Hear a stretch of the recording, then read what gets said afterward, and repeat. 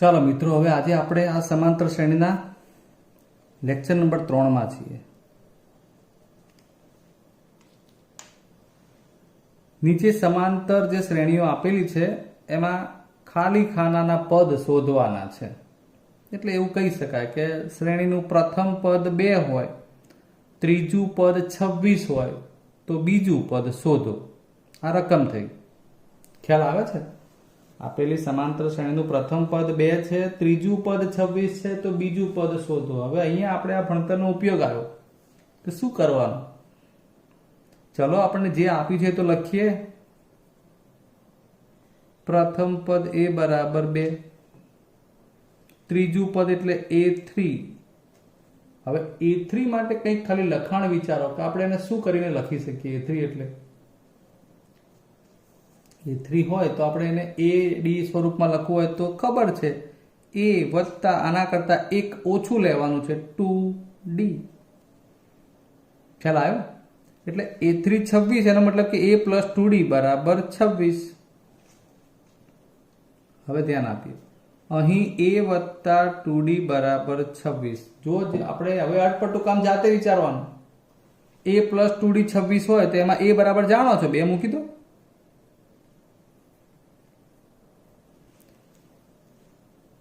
હવે 2d બરાબર 26 ઓછા 2 એટલે 24 અને d બરાબર 24 ભાગ્યા 2 એટલે d બરાબર 12 મળી ગયા.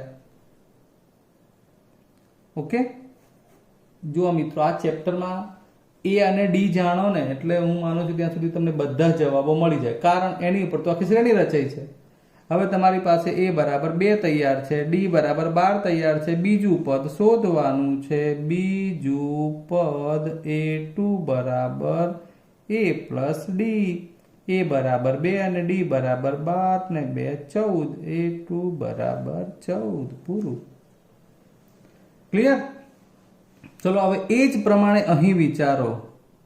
પ્રથમ પદ નથી આપ્યું, બીજું પદ 13, ત્રીજું પદ નથી આપ્યું, ચોથું પદ 3. આપણને તો જે આપ્યા છે પદ એમાં આપણે રાજી, એ લખવાનું. એટલે કે પ્રથમ પદ નથી આપ્યું તો a2, બીજું પદ 13 છે અને ચોથું પદ 3 છે. હવે જાતે આપણે વિચારી શકીએ અને લખતા શીખવાનું. બીજું એટલે અહીંયા આપણે a પ્લસ d બરાબર 13 કહીશું અને a4 એટલે a પ્લસ 4 માંથી એક ઓછું કરો 3d બરાબર 3 છે. યાદ કરો, દ્વિચલ સુરેખ સમીકરણ યુગમાં આપણે પ્રકરણ ભણ્યા છીએ. 2 સમીકરણ થયા મિત્રો. શું થયું? 2 સમીકરણ બન્યા. a plus d 13, a plus 3d 3. આને ઉકેલીએ એટલે a અને d મળી જશે. બરાબર? તો આવો જોઈએ સમીકરણ 1 અને 2 ને ઉકેલતા. a વત્તા d બરાબર 13, a વત્તા 3d બરાબર 3, માઇનસ માઇનસ માઇનસ. એ તો ડીસ્યુમ ઓછા 3d વત્તા 1d. ઓછા ગણાય ને, આ 3 મોટા એટલે મોટા પદનું નિશાન. ઓછા 3 ને વત્તા 1 2d. 13 માંથી 3 જાય 10. d બરાબર 10 ભાગ્યા -2 -5. d કેટલું આવ્યું મિત્રો?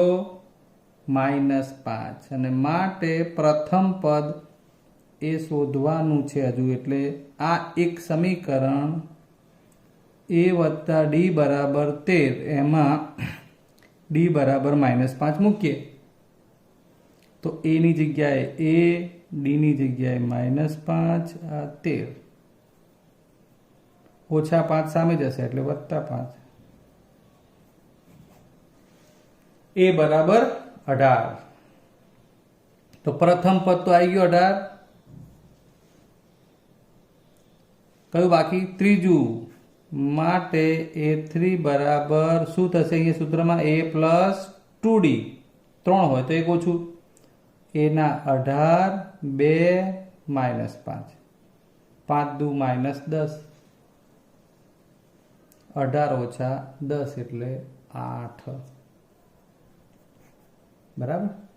એટલે ત્રીજું પદ થઈ જશે 8. આગળ જોઈએ હવે મિત્રો. અહીં ઓલમોસ્ટ બધા જ દાખલામાં એક સરખી મેથડ જ આવે છે. બધા દાખલામાં એક સરખી મેથડ આવશે. હવે ચિંતાનો વિષય નથી, સમજી લઈએ. અહીં a બરાબર 5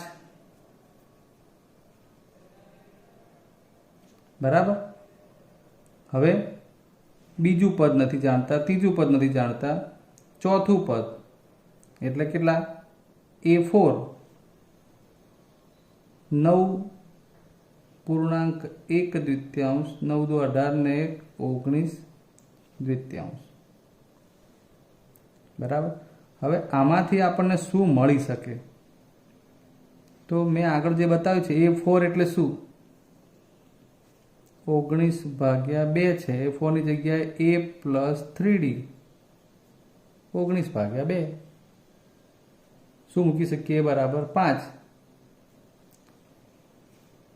માટે a બરાબર 5 + 3d બરાબર 19/2 3d બરાબર 19/2 - 5 19 5 દુ 10 9/2 d બરાબર 9/2 અને આ 3 છેદમાં આવે 3 તરી 9 d બરાબર તમને મળી જશે 3/2 એટલે કે 1.1 દ્વિતીયાંશ બરાબર છે. આગળ જે જોઈએ એ પ્રમાણે જ છે. કોઈ એક પદ આપ્યું હતું a + 3d, એમાં એની કિંમત મૂકો એટલે d મળી જાય. a + 3d બરાબર 19/2 એની જગ્યાએ 5 મૂક્યા. 5 + 3d બરાબર 19/2 3d અહીં રાખ્યા, 5 સામે લઈ ગયા એટલે ચોકડી ગુણાકાર કર્યો 9/2 આવ્યા. પાછળ 3 છેદમાં ગયા એટલે 3 દ્વિતીયાંશ મળે. હવે તમારે જાતે પદો શોધી કાઢવા. ચોથો પ્રશ્ન. રિપીટ થતી બાબતો હવે આપણે થોડી છોડતા જઈશું. તમારે મહેનત કરતા રહેવાનું. અહીં પ્રથમ પદ a બરાબર -4 સેમ ઉપર જેવું જ છે. બીજું, ત્રીજું, ચોથું, પાંચમું અને છઠ્ઠું પદ એટલે કે a + 5d. હવે સીધું સમજણ પડવી જોઈએ. ખ્યાલ આવે મિત્રો? ટોપિક સમજતા જવાનું કે 1 2 3 4 5 છઠ્ઠું પદ એટલે a + 5d. હવે એવું આપણા મગજમાં ક્લિયર હોવું જોઈએ. એની સાથે સાથે a બરાબર -4 એટલે એ અહીંયા મૂકશો એટલે શું વધ્યું? d મળી જશે બરાબર. એટલે એ પ્રમાણે d શોધી અને તમારે જાતે કરવાનું. d બરાબર લગભગ આવશે એમાંથી 2. પાંચમો દાખલો જોઈ લો. પ્રથમ પદ જ નથી આપ્યું, બીજું પદ આપ્યું છે. પહેલું, બીજું, ત્રીજું, ચોથું, પાંચમું અને છઠ્ઠું.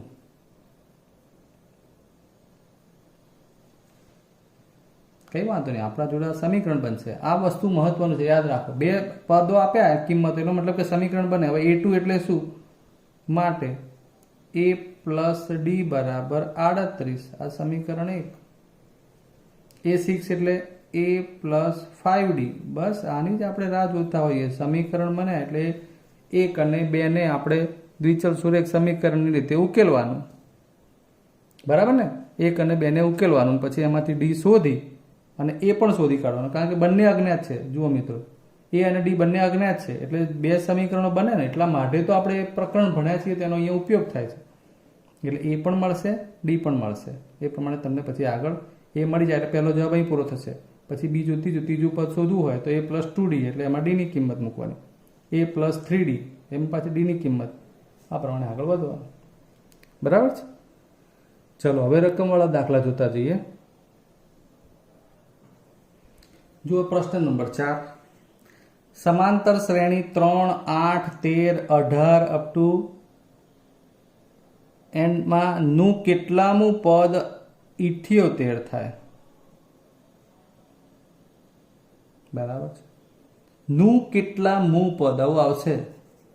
શ્રેણી ને કેટલા પદ બરાબર. આ કેટલામું કેટલા આવું બધું શબ્દ આવે એટલે આપણે એની જોડે ધારો કે એનું nમું પદ એ પ્રમાણે વિચારવાનું, એટલે તમને આખો જવાબ મગજમાં આવી જ જશે. ધારો કે આપેલ સમાંતર શ્રેણીનું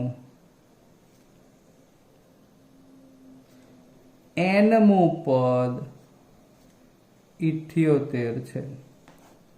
આ જે ગુજરાતી લખ્યું છે ને, હવે એનું સાંકેતિક નિરૂપણ વિચારો. nમું પદ 78 એટલે nમા પદને શું કહીએ છીએ? તો એટલે કે nમું પદ જેને આપણે an કહીએ છીએ બરાબર 78. આ એની કિંમત આપણને અત્યારે મળી એવું કહી શકાય રકમ ઉપરથી. આટલું બનાવતા આવડવું જોઈએ. nમું પદ 78 એટલે an બરાબર 78. હવે an મળી ગયું. સમાંતર શ્રેણીમાંથી હવે શું જાણો છો? તો કે a બરાબર 3, d બરાબર બીજામાંથી પહેલું બાદ કરી દો 8 ઓછા 3 બરાબર 5. હવે સૂત્ર વિચારીએ.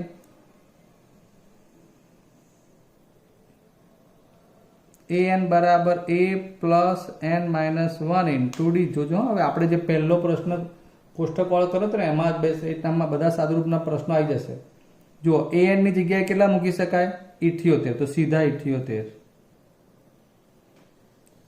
n અને an ઇટ્સ ડિફરન્ટ. an એટલે એટલામું પદ અને n એટલે એ પદનો ક્રમ બતાવે, સંખ્યા બતાવે કે 15, n બરાબર 15 એટલે 15મું પદ અને એ 15 એટલે 15મા પદની કિંમત. જેમ અહીંયા nમું પદ જેટલામું મળવાનું છે એની કિંમત 78 છે. એ બરાબર 3, n કે જે આપણે શોધવાનું છે અહીં ભૂલથી 78 મુકાઈ જાય નહીં, એનું ધ્યાન રાખવું પડશે જ.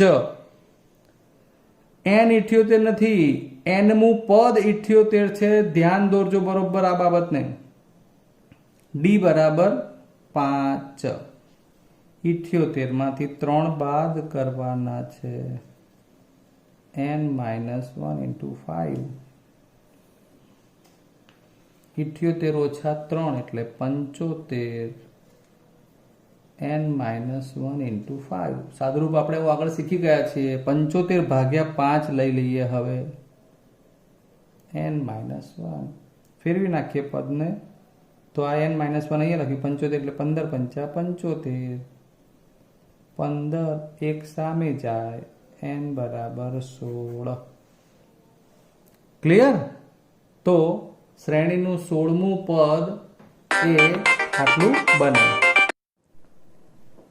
જુઓ મિત્રો, અહીં પ્રશ્ન 5માં સમાંતર શ્રેણીમાં પદોની સંખ્યા શોધો એવું લખ્યું છે. 1, 13, 19 અપ ટુ એમ કરીને આ શ્રેણી આગળ ધપે છે અને 205 એ પૂર્ણ થાય છે. આને શબ્દોમાં પૂછવું હોય તો આવું પૂછી શકાય કે 7, 13, 19 અપ ટુ એન્ડ 205 એ પતે એ શ્રેણીનું કેટલામું પદ 205 હોય?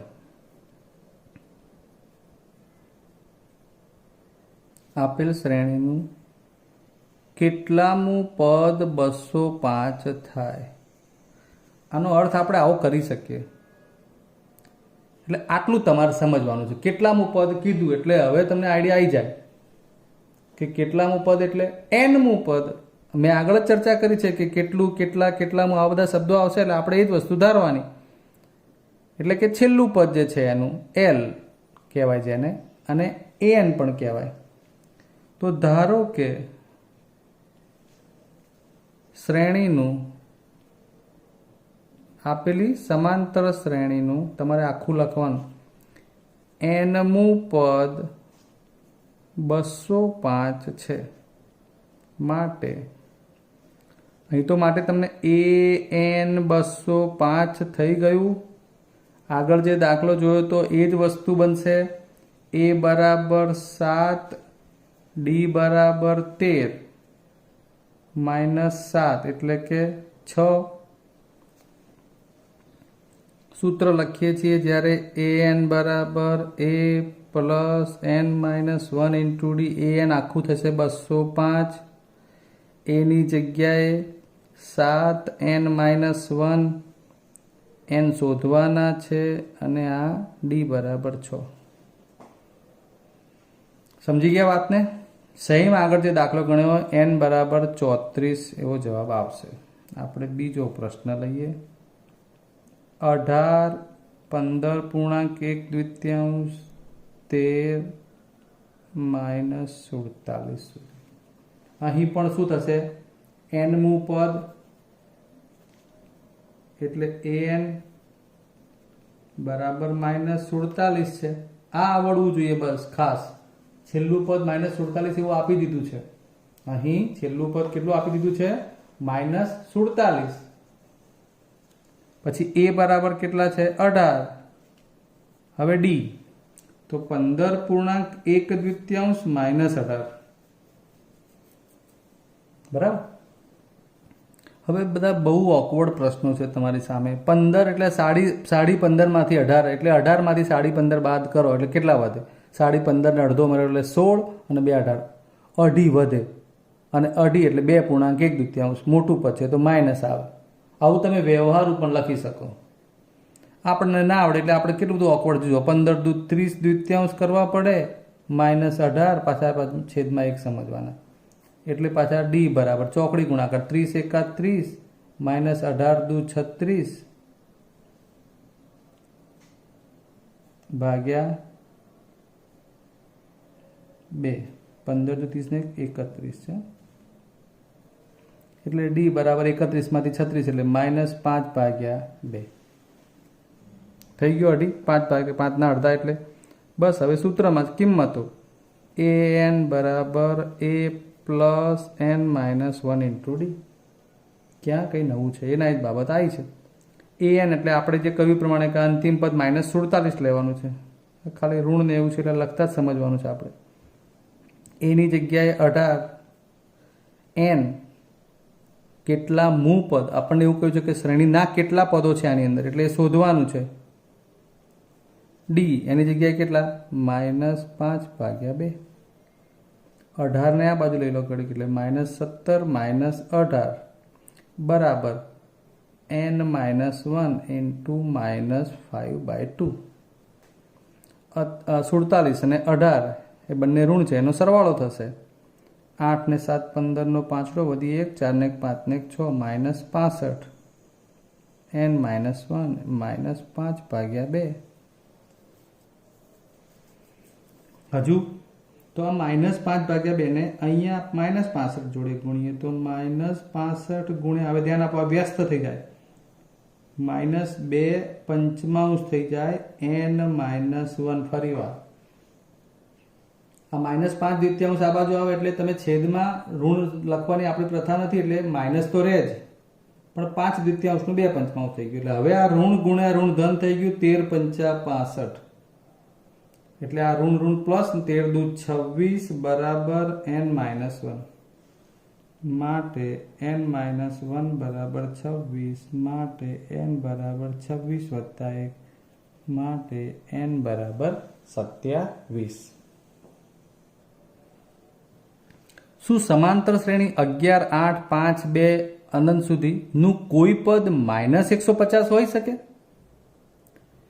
હવે કોઈ પણ શ્રેણી હોય એ આપણે લખતા જઈએ તો સૌથી પહેલા આપણે વિચારી શકીએ કે આ -150 આ શ્રેણીમાં આવે ખરા?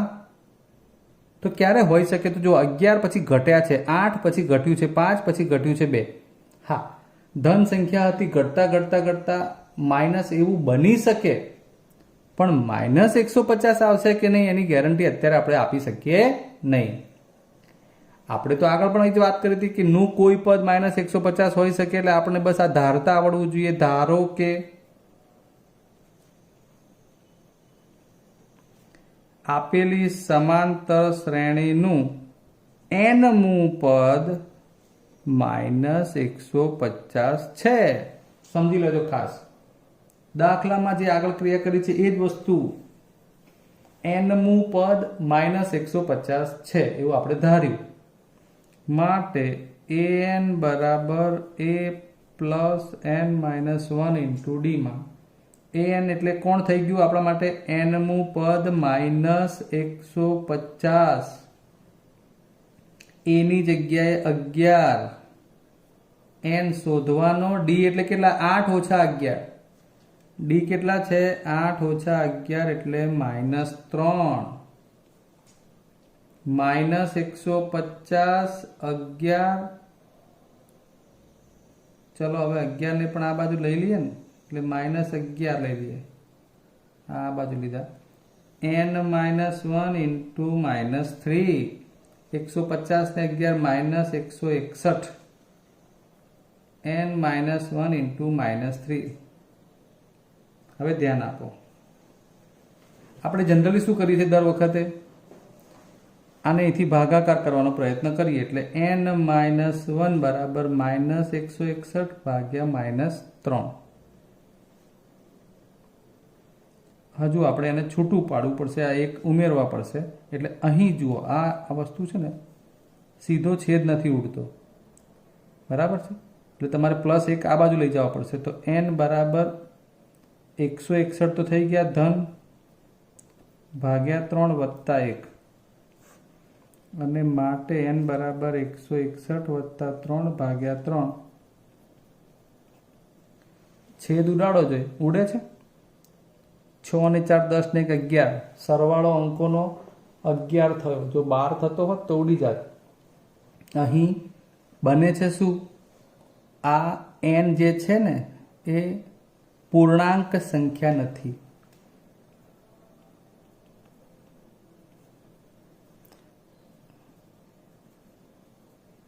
નથી મળતો અને માટે આપેલ સમાંતર શ્રેણીનું